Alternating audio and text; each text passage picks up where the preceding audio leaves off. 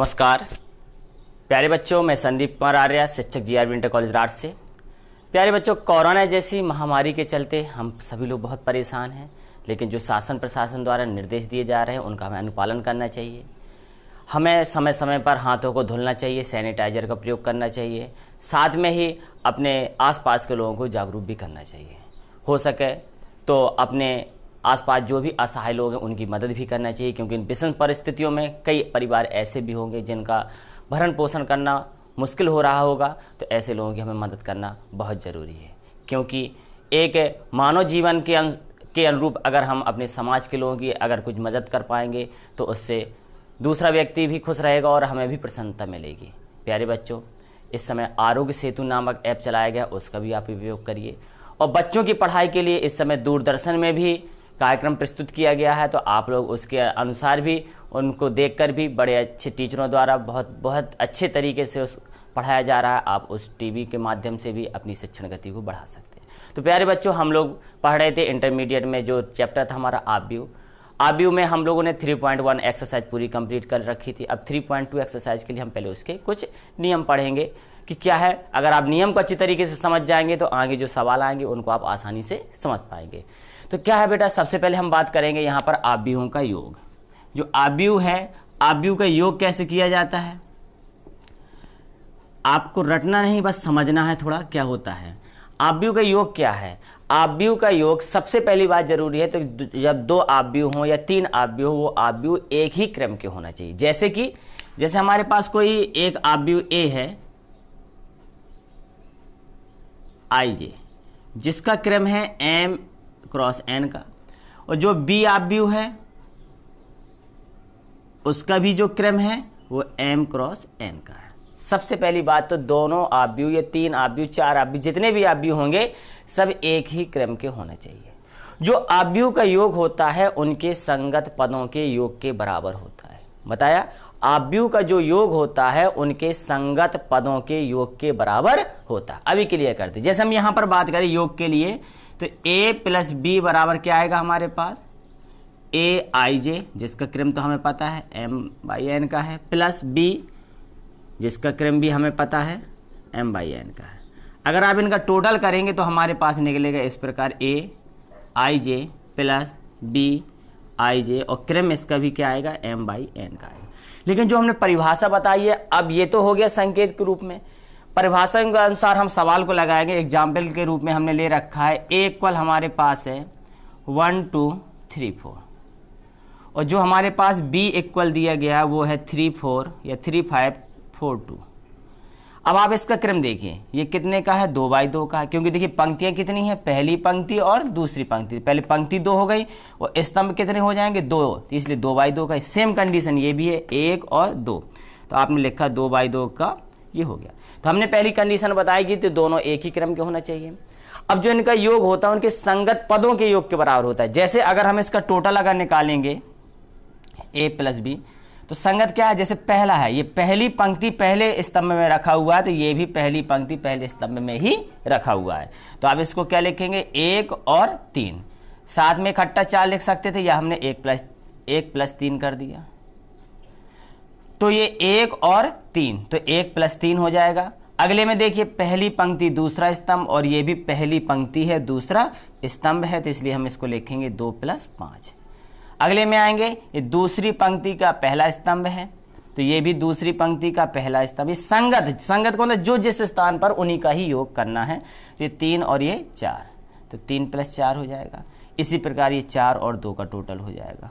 तो at last हमारे पास answer क्या आएगा, ये हो जाएगा 4 7 7 और 6, और ये भी कितने बाई कितने का रहेगा 2 बाई 2 का। देखिए 2 पंक्तियां 2, जो क्रम का था वही क्रम का ही रहेगा। और भी हम देख ले रहे एग्जाम्पल को, जैसे हमारे पास एक एग्जाम्पल और दे रखा है, इक्वल है 1 2 3 4 5 6, और जो हमारे पास बी दे रखा है वो हमारे पास है 5 6 2 1 3 1। अब देखिए इसका क्रम देखिए, पहले एक पंक्ति और 2 पंक्ति, तो पंक्ति हो गई 2 मल्टीप्लाई, स्तंभ कितना है, पहला स्तंभ दूसरा स्तंभ तीसरा स्तंभ, 2/3 का। सेम यही है, पहली पंक्ति दूसरी पंक्ति और स्तंभ 3। ए प्लस बी निकालेंगे तो संगत पदों का टोटल कर दिया। आप स्वयं कर सकते हैं, जैसे पहली पंक्ति पहला स्तंभ है, पहली पंक्ति पहला स्तंभ, ए को 5 मिलकर 6, तो आप इसका आंसर कितना लिखेंगे 6। इसके बाद 2 और 6 मिलकर 8, 3 और 2 मिलकर 5, यहाँ से 4 और 1 मिलकर 5, और 5 और 3 8 हो जाएगा, और 6 और 1 मिलकर 7। इसका क्रम भी वही रहेगा, देखिए पंक्तियाँ 2 हैं और स्तंभ हैं 3, तो 2/3 का। आशा करते हैं क्वेश्चन आपको समझ में आया होगा। तो ये कहलाता आव्यूह का योग। अब हम बात करते हैं आव्यूह के गुणधर्म के लिए। आव्यूह का जो पहला गुणधर्म होता है यह है क्रम विनिमय नियम का पालन करता है। क्रम विनिमय नियम का पालन करता है, कॉम्यूटेटिव लॉ का पालन करता है। क्या होता है क्रम विनिमय नियम? जैसे अगर आपके पास ए है प्लस बी, तो इसी का जो मान होगा बी प्लस ए, दोनों आपस में क्या होंगे? इक्वल होंगे। ये क्रम विनिमय, क्रम का जो विनिमय कर दिया, यही हमारा कहलाता है क्रम विनिमय नियम का पालन करता है। सबसे पहली बात तो ये हमारा जो नियम बताया गया था, ये था क्रम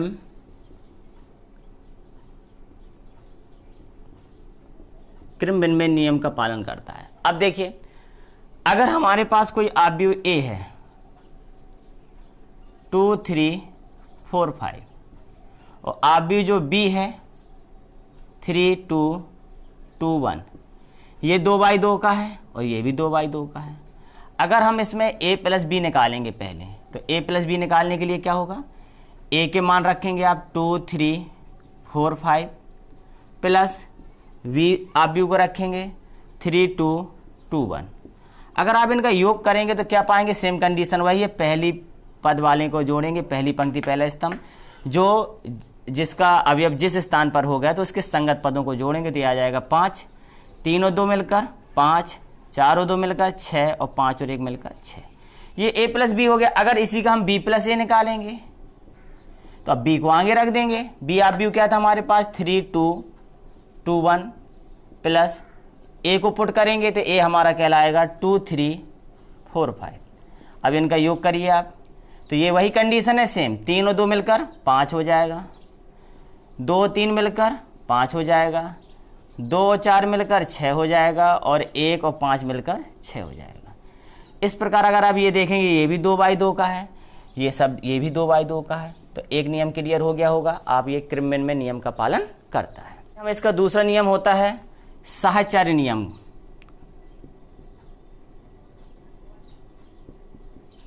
साहचर्य नियम का भी ये पालन करता है। कैसे?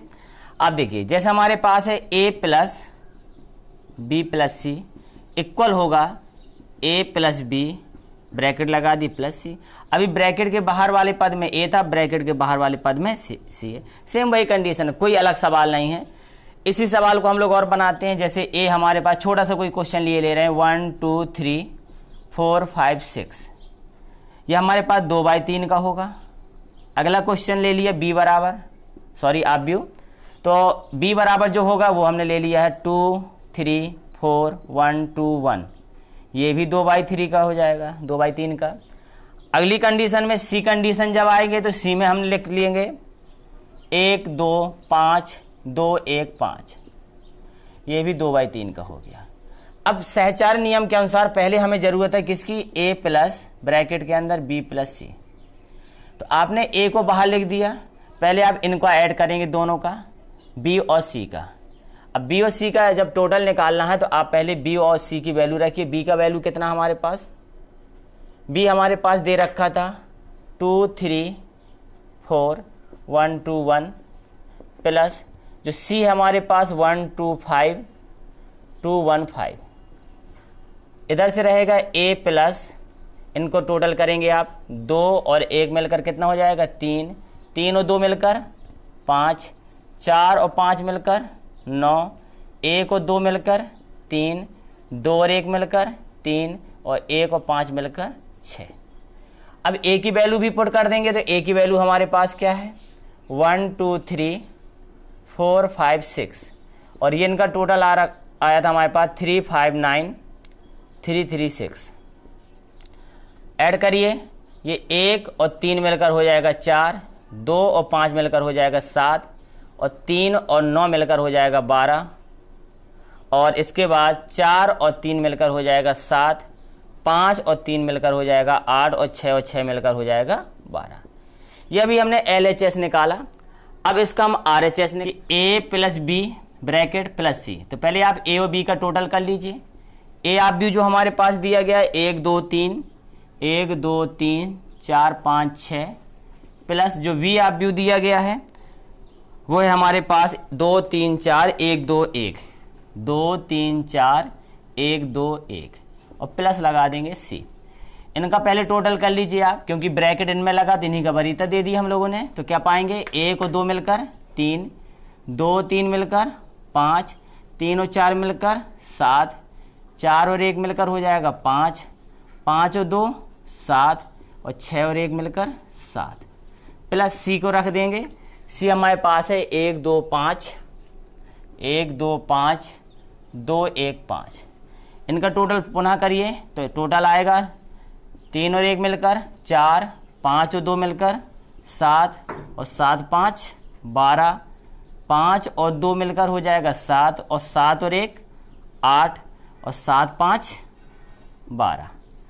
तो इस प्रकार आप देखेंगे कि ये जो टोटल आया था 4 7 12, 7 8 12, इसका जो क्रम है वह है 2/3 का। जो पद भी दिए गए थे, आप भी दिए गए थे, वो भी हमारे क्या थे, 2/3 में। इसका जो LHS RHS है ये भी आपस में क्या बराबर है, सेम क्रम के। अतः ये किस नियम का पालन करता है, साहचर्य नियम का पालन करता है। योग तत्समक में बात करेंगे, जो तीसरा है योग के गुणधर्म में। तो योग तत्समक में क्या है, यदि कोई हमारे पास O है शून्य आव्यूह हो और एक ही क्रम का हो, जैसे AIJ के रूप में अगर हमने लिख दिया, ये M/N का है, और हमारे पास कोई B आव्यूह है, वो हमारे पास है IJ करके, सेम इसी क्रम का ये भी है। तो जो अगर हम इसमें O प्लस B निकालेंगे तो वो B ही आएगा। क्यों? क्योंकि ये कौन सा आव्यूह हमने माना है, इसका शून्य आव्यूह। और शून्य आव्यूह ऐसा आव्यूह जिसके सभी अवयव क्या होते हैं, शून्य होते हैं। या फिर अगर आप इसको B प्लस O लिखेंगे तब भी उसका मान यही B ही आएगा। एग्जाम्पल के रूप में आप देखिए, अगर हमारे पास O है कोई 0 0 0 0, ये 2/2 का हो गया। और अगर हमारे पास A है 1 2 2 1, ये भी 2/2 का हो गया। अगर आप O प्लस A निकालेंगे तो आप इन पदों को अगर ऐड करेंगे तो कोई अंतर नहीं पड़ने वाला, सेम यही आ जाएगा 1 2 2 1, और जो किसके बराबर है, A के बराबर है। या फिर आप A प्लस O करते तब भी यही आना था, 1 2 और 2 1, जो कि किसके बराबर है, A के बराबर है। तो अगर हमारे पास O शून्य आव्यूह है और B उसी क्रम का आव्यूह है, तो इनका जो टोटल होता है उस आव्यूह के बराबर ही होता है। तो जो हमारा O कहलाता है, इसके लिए योज तत्समक का कार्य करता है। इस B के लिए अर्थात दूसरे आव्यूह के लिए योज तत्समक का कार्य करता है। अब बात करते हैं हम चौथे नंबर में। तो में क्या होगा, जैसे हमारे पास A है तो जो A का योज व्युत्क्रम होगा वो -A कहलाएगा, और इनका जो टोटल होता है हमेशा क्या होता है, शून्य होता है। जैसे अगर आप देखें A बराबर है हमारे पास 1 2 3 4, A प्लस उसका व्युत्क्रम -A करेंगे तो उसका मान कितना आना चाहिए, 0, आव्यूह के बराबर होना चाहिए। जैसे हमारे पास A आव्यूह है 1 2 3 4, यहाँ से ये प्लस लगाए रखिए, -A रखना है, अर्थात A में सब में माइनस आ जाएगा, -1 -2 -3 -4। अगर आप इनका टोटल करेंगे तो यह टोटल होने के बाद 0 आएगा, अर्थात 0 0 0। ये 2/2 का जो आव्यूह बनेगा शून्य आव्यूह बनेगा। तो हम बोल सकते हैं कि जो योज व्युत्क्रम में होगा तो उस आव्यूह और उसके योज व्युत्क्रम आव्यूह का टोटल हर हमेशा क्या होता है, शून्य के बराबर होता है। अब आते हैं इसके निरसन नियम। निरसन नियम में क्या होता है कि अगर कहीं पर A प्लस B है बराबर A प्लस C है तो B इक्वल C के हो जाएगा। क्यों? क्योंकि यहाँ पर दोनों A और A दोनों साइड के क्या हो जाए, निरस्त हो जाएंगे, कट जाएंगे। तो केवल कौन की वैल्यू बचेगी, तो B बराबर C हो जाएगा। ये हमारा कहलाता है निरसन नियम।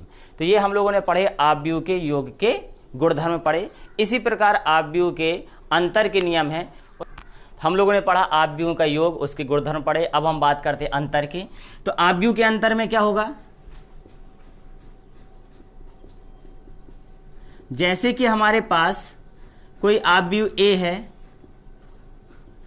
उसी क्रम का m/n का है, और आव्यूह जो V है हमारे पास, वो भी m/n का है। जिस प्रकार परिभाषा हमने आव्यूह के योग की बनाई थी, किन्हीं आव्यूह का जो योग होता है उनके संगत अवयवों के योग के बराबर होता है। क्रम एक ही होना चाहिए। सेम इसमें भी परिभाषा है, आव्यूह का जो अंतर होता है उनके संगत पदों के अंतर के बराबर होता है, बशर्ते उनका क्रम सेम होना चाहिए। अब जैसे इसमें करेंगे सेम वही कंडीशन, कोई हार्ड नहीं है। A इक्वल हमारे पास दिया गया है 2 5 3 1 और B हमारे पास दिया गया है 3 2 2 1। अगर हम इनका अंतर निकालते हैं तो A माइनस बी के रूप में प्रदर्शित करेंगे। तो A हमारे पास है 2 5 3 1 माइनस V है 3 2 2 1। अगर आप इनका अंतर निकालेंगे तो अब क्या कंडीशन बनेगी, 2 रहेगा, 3 तो है लेकिन अंतर करना है तो बीच में माइनस का चिन्ह आ जाएगा। ऐसे ये 5 और 2 के साथ देखेंगे, 5 और 2 के बीच में कहे का चिन्ह आएगा, माइनस का। यहाँ पर 3 और 2 के लिए बात करेंगे तो 3 माइनस 2 हो जाएगा, और 1 और 1 के लिए बात करेंगे तो 1 माइनस 1 हो जाएगा। तो ये हमारे पास प्राप्त होगा -1, ये होगा 1, इसके बाद यहाँ से हो जाएगा हमारे पास 3 और ये हो जाएगा 0। इसका जो क्रम कहलाएगा ये भी m/n उसी क्रम का, अर्थात कितने का है, 2/2 का है। ये वाले आव्यूह जो हमारे पास थे ये भी 2/2 के थे, ये भी 2/2 के। तो आप इस प्रकार आव्यूह का अंतर निकाल सकते हैं, जिस प्रकार योग किया जाता है वैसी अंतर के। ये कोई हार्ड चीज नहीं, नॉर्मल चीजें हैं, केवल आप इनको एक बार देखेंगे तो समझ में आ जाएगा। अब आप बात करेंगे इसके आगे, देखेंगे अदिश का आव्यूह के साथ गुणनफल। अब अदिश है, उसका आव्यूह के साथ गुणा करना है। जैसे हमारे पास कोई आव्यूह A है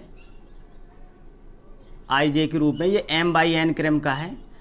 तो अगर हम इसके साथ में कोई अदिश का गुणनफल कर रहे हैं, जैसे K एक अदिश है, तो हम इसमें पाएंगे यहाँ से हो जाएगा K और आव्यूह के रहेगा IJ, उसी क्रम का बना रहेगा।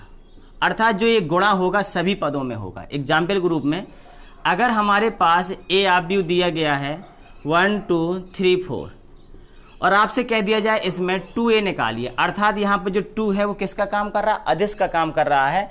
तो ऐसी कंडीशन में आप क्या करेंगे, इस 2 के लिए तो 2 बाहर रख दिया आपने, 1 2 3 4, इस 2 का गुणा सभी में होगा, सभी पदों में होगा। तो ये आएगा हमारे पास 2 4 6 8। तो ये कहलाता है आव्यूह का अदिश के साथ गुणनफल। सबसे महत्वपूर्ण चीज आती है आव्यूह का गुणनफल।